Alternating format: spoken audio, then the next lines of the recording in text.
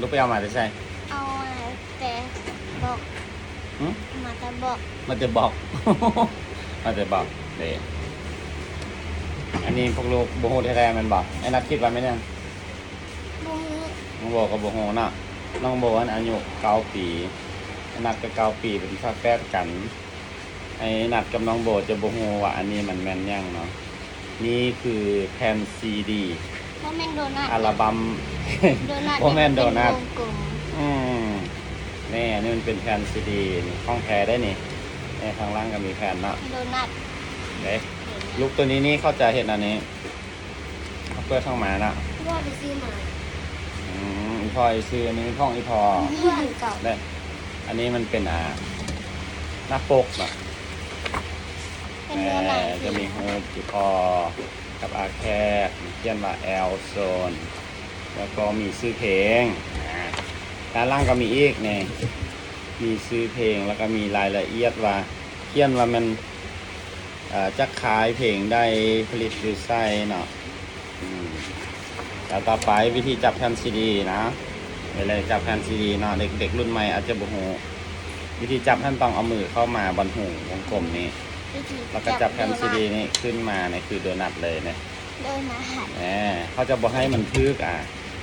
ทางหน้าเนาะ แบน กันถ้าว่าสมัยก่อนเนาะบางคนหูเนาะเอามือจับแบบซีเลยเนาะจับซีเลยหรือว่าจับซีเลยนะมันจะเห็นให้มือมันจะเห็นให้แผ่นคาง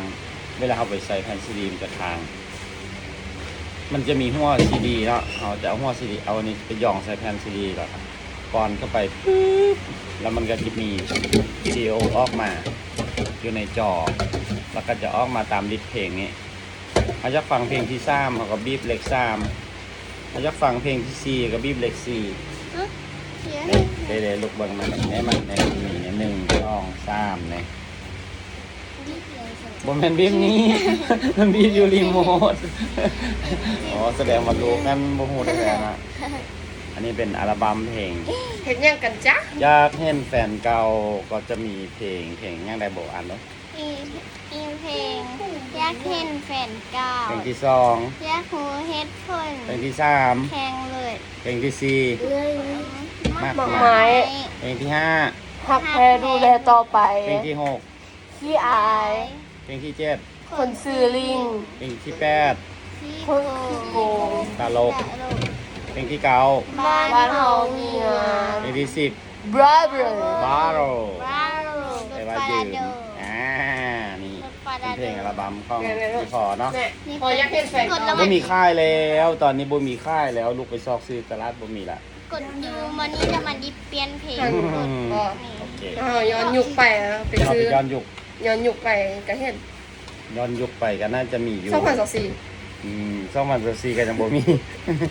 โอเคเอาโซน